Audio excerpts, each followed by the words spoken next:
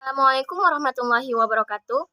Kami dari kelompok 4 ingin mempresentasikan hasil observasi kami mengenai Discovery Learning.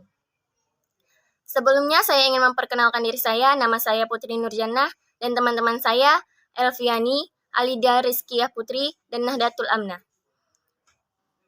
Dengan mempersingkat waktu, langsung saja kita masuk pada penjelasan yang pertama yang dijelaskan oleh teman kita, Elviani. Kepada Elviani, dipersilahkan. Nah, baiklah, di sini saya akan menjelaskan maksud dari definisi model pembelajaran Discovery Learning. Discovery Learning itu adalah cara yang digunakan oleh para siswa untuk memahami konsep atau pengertian serta hubungannya melalui proses intuitif dengan cara melakukan observasi, klasifikasi, pengukuran, prediksi, penentuan serta inferi sehingga pada akhirnya akan sampai dalam sebuah kesimpulan. Nah, dalam model pembelajaran Discovery Learning, guru bertugas untuk membimbing dan mengarahkan para siswa untuk dapat belajar dan berpikir secara kreatif. Nah, caranya adalah guru hanya menyampaikan materi secara garis besar dan selanjutnya para siswa dituntut untuk mencari informasi sebanyak mungkin, membandingkan, mengkategorikan, menganalisis, mengintegrasi, dan membuat kesimpulan. Adapun tujuan dari Discovery Learning itu adalah yang pertama yaitu memberikan kesempatan bagi peserta didik untuk terlibat secara aktif dalam proses pembelajaran. Nah, yang kedua, melatih peserta didik untuk berpikir secara sistematis dan ilmiah dalam menyelesaikan suatu permasalahan terkait materi. Yang ketiga, meningkatkan pola berpikir kritis bagi peserta didik. Yang keempat, melatih peserta didik dalam menyusun strategi untuk meningkatkan pemahaman mereka terkait materi yang sedang diajarkan. Nah, adapun pembahasan selanjutnya akan dijelaskan oleh Alida. Discovery Learning memiliki beberapa proses atau langkah, yaitu seperti melakukan observasi, klasifikasi, pengukuran, prediksi, penentuan, dan inferensi. Adapun langkah-langkah dalam menerapkan pembelajaran Discovery Learning yaitu 1. Pemberian rangsangan atau stimulation, 2. Identifikasi masalah atau problem statement, yang ketiga pengumpulan data atau data collection, yang keempat pengolahan data atau data processing, yang kelima, pembuktian atau verification. Yang keenam, menarik kesimpulan atau generalisasi. 1. Pemberian rangsangan atau stimulation. Pertama-tama, pada tahap ini, siswa dihadapkan pada sesuatu yang menimbulkan kebingungannya. Kemudian dilanjutkan untuk tidak memberi generalisasi agar timbul keinginan untuk menyelidiki sendiri. Nah, di samping itu, guru dapat memulai kegiatan pembelajaran dengan mengajukan pertanyaan, anjuran membaca buku, dan aktivitas belajar lainnya yang mengarah pada persiapan pemecahan masalah. Nah, stimulasi pada tahap ini berfungsi untuk menyediakan kondisi interaksi belajar yang dapat mengembangkan dan membantu siswa untuk melakukan eksplorasi. Dengan demikian, seorang guru harus menguasai teknik-teknik dalam memberi stimulus kepada siswa agar tujuan mengaktifkan siswa untuk mengeksplorasi dapat tercapai. Kedua, identifikasi masalah atau problem statement. Nah, setelah melakukan stimulasi, langkah selanjutnya adalah guru memberi kesempatan kepada siswa untuk mengidentifikasi sebanyak mungkin agenda-agenda masalah yang relevan dengan bahan pelajaran. Kemudian pilih salah satu masalah dan dirumuskan dalam bentuk hipotesis atau jawaban sementara atas pertanyaan masalah. Nah, memberikan kesempatan siswa untuk mengidentifikasi dan menganalisa permasalahan yang mereka hadapi merupakan teknik yang berguna dalam membangun pemahaman siswa agar terbiasa untuk menemukan masalah. Yang ketiga, pengumpulan data atau data collection. Nah, tahap ini berfungsi untuk menjawab pertanyaan atau membuktikan benar tidaknya hipotesis tersebut dengan memberi kesempatan siswa mengumpulkan berbagai informasi yang relevan, membaca literatur, mengamati objek, wawancara dengan narasumber, melakukan uji coba sendiri, dan sebagainya. Konsekuensi dari tahap ini adalah siswa belajar secara aktif untuk menemukan sesuatu yang berhubungan dengan permasalahan yang dihadapi. Dengan demikian, secara tidak disengaja, siswa menghubungkan masalah dengan pengetahuan yang telah dimilikinya. 4. Pengolahan data atau data processing. Nah, pengolahan data ini merupakan kegiatan mengolah data dan informasi yang telah diperoleh para siswa atau peserta didik, baik melalui wawancara, observasi, dan sebagainya. Lalu ditafsirkan. Semua informasi, hasil bacaan, wawancara, observasi, dan lain sebagainya, semuanya diolah, diacak, diklasifikasikan, ditabulasi, bahkan bila perlu dihitung dengan cara tertentu, serta ditafsirkan pada tingkat kepercayaan tertentu. Data processing ini disebut juga dengan pengkodean coding atau kategorisasi yang berfungsi sebagai pembentukan konsep dan generalisasi. Dari generalisasi tersebut, siswa akan mendapatkan pengetahuan baru tentang alternatif jawaban atau penyelesaian yang perlu mendapat pembuktian yang logis, secara logis. Yang kelima, pembuktian atau verification. Nah, pada tahap ini, siswa memeriksa secara cermat untuk membuktikan benar atau salahnya observasi atau hipotesis yang ditetapkan dengan temuan alternatif dihubungkan dengan hasil data yang telah diolah.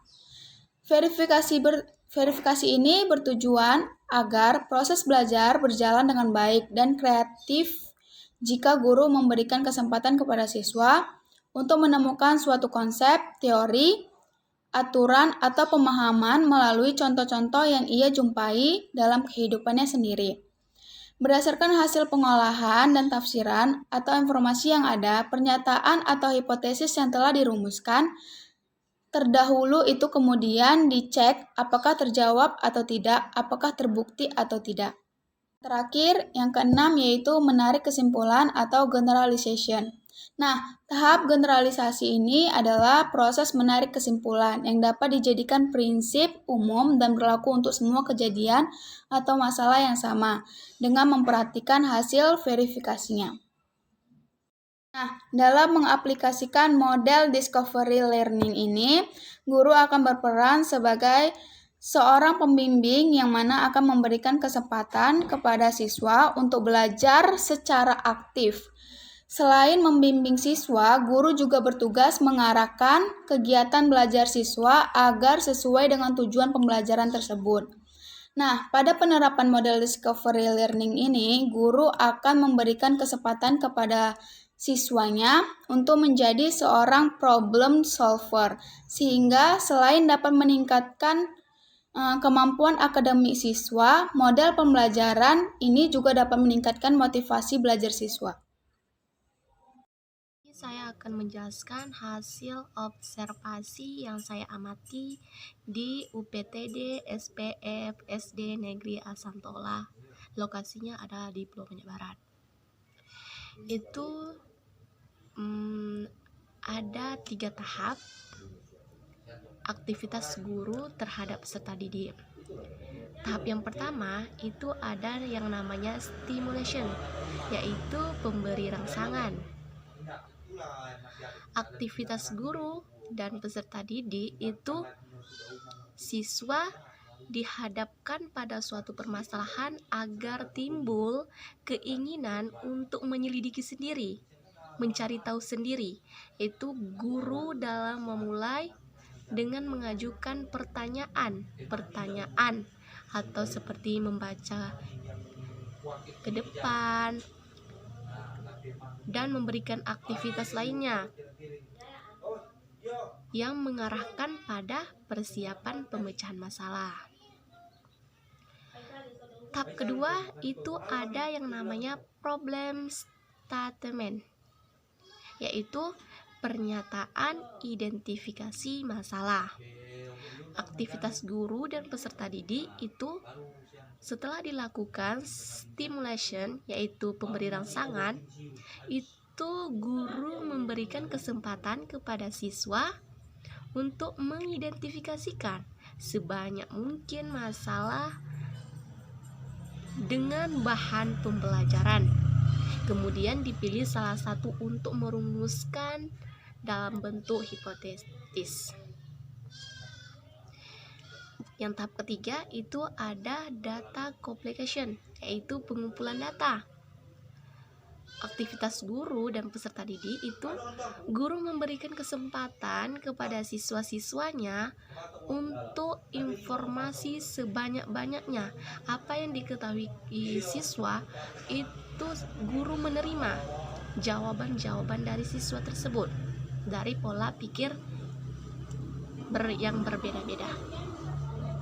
Yaitu guru membuktikan benar-benar atau tidaknya hipotetis kegiatan yang dilakukan, bisa dengan membaca literatur, mengamati, wawancara, dan melakukan uji kompetensi sendiri dan sebagainya. Gini, seperti wawancara. Wawancara ini seperti mengetahui apa perilaku siswa atau mencari tahu bagaimana cara dia belajar, sikap. Kalau mengamati seperti kita dalam satu ruangan itu harus mengawasi semua siswa supaya di dalam pengawasan itu tidak ada kejadian-kejadian yang tidak dibenarkan gitu atau emosional. Jadi kesimpulannya yaitu bahwa model pembelajaran tersebut diharapkan dalam membentuk perilaku sosial serta mengembangkan rasa ingin tahu. Discovery learning ini juga dilakukan melalui observasi, klasifikasi, pengukuran, predikasi, penentuan, dan evaluasi. Setelah saya amati, melihat lingkungannya juga bersih, tetapi permasalahannya itu dari lingkungan yang tidak bersih bagian pembangunan, karena di UPTD SPF SD Negeri Asantola itu lagi pembangunan atau tambahan kelas karena mereka kekurangan kelas, jadi mungkin lingkungannya agak berserakan. Gurunya alhamdulillah baik dalam memberi penyampaian dan sangat luar biasa. Saya sangat senang